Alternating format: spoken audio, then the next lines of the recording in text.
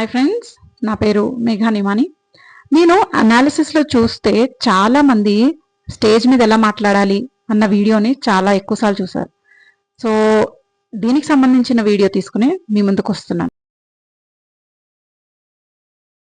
సరే, మనందరికీ చాలా బాగా మాట్లాడాలి, మనం చెప్పేది ఎదుటి వాళ్ళకి చాలా ఈజీగా అర్థం అవ్వాలి అని అనుకుంటాం. కానీ మనం ఒకటి చెప్తే ఎప్పుడు ఎదుటి వాళ్ళకి ఇంకొకటి అర్థం అవుతుంది. లేదా మనం ఏదో ఒకటి చెప్పాలనుకుని గడిబిడలో ఇంకొకటి ఏదో అనేస్తాం. అండ్ ఇలాంటివి స్టేజ్ మీద అయితే అస్సలు బాగోదు, ఎవరికి ఇష్టం కూడా ఉండదు. సో దీని గురించి మనం ఏం చేయాలి? దీనికి కొన్ని టిప్స్ ఉన్నాయి. ఫస్ట్ ఏంటంటే, అసలు మన మదర్ టంగ్ ఏంటి, మనం ఏ ఏరియా నుంచి వచ్చామో దీన్ని బట్టి కూడా మనం మాట్లాడే పద్ధతి విధానం ఉంటుంది. దీన్ని మదర్ టంగ్ ఇన్ఫ్లుయెన్స్ అని అంటారు ఇంగ్లీష్లో. అండ్ కొన్ని ప్రాక్టీసెస్ అంటే లిప్ ఎక్సర్సైజ్, టంగ్ ఎక్సర్సైజ్, కొన్ని మౌత్ ఎక్సర్సైజెస్ చేయడం వల్ల మన ప్రొనౌన్సియేషన్ అంటారు కదా, అంటే తెలుగులో ఏమంటారు, ఉచ్చారణ. సో మన ఉచ్చారణ కూడా బాగుంటుంది. ఎందుకంటే అది బాగుంటేనే మన స్పీచ్ అట్రాక్టివ్గా ఉంటుంది. మీరు మీ నోట్లో ఇలా ఎవరైనా మాట్లాడారు అనుకోండి, అస్సలు మనకు అర్థం కాదు, ఏమంటున్నాడు రా బాబు అని వెంటనే వాళ్ళ ఇంట్రెస్ట్ వెంటనే పోతుంది.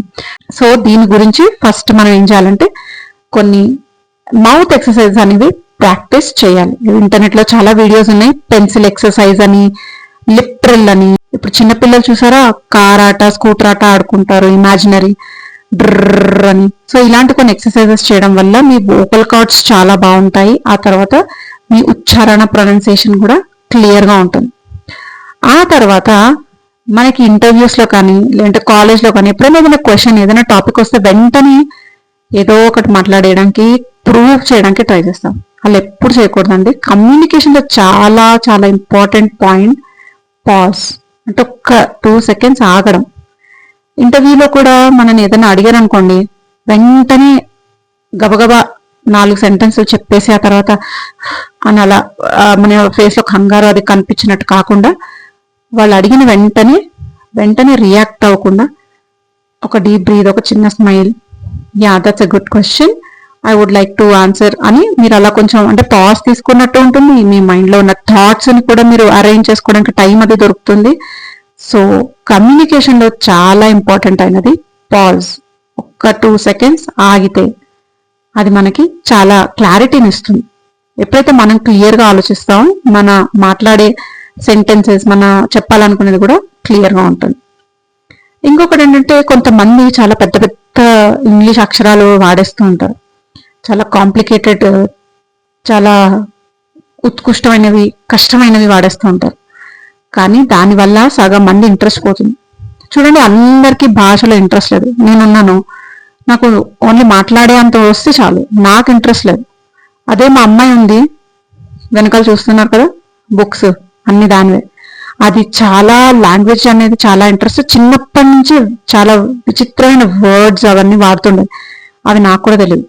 సో మీరు అలాంటి వర్డ్స్ వాడితే ఓకే, మీకు ఇంట్రెస్ట్, మీరు నేర్చుకోండి. కానీ ప్రతిసారి మీరు చాలా టఫ్ వర్డ్స్ వాడితే అబ్బాయిడేదో గొప్ప పోతున్నాడు అనుకుంటారు. అండ్ వాటి మీనింగ్స్ తెలియని వాళ్ళు డిస్కనెక్ట్ అయిపోతారు. సో మీ మెసేజ్ ఎప్పుడు చాలా సింపుల్గా అండ్ చాలా క్లియర్గా, చాలా చిన్నగా ఉంచాలి. For example, I think I was wondering if we all could do this task and then complete it. దాని బదులు can we please do this task, or ఇంకా చెప్పాలంటే let's do it. ఇంత చాలు, అర్థమవుతుంది. So these are few tips. And ఈ public speaking and communication సిరీస్లో I'll come up with more videos, so keep watching for more tips.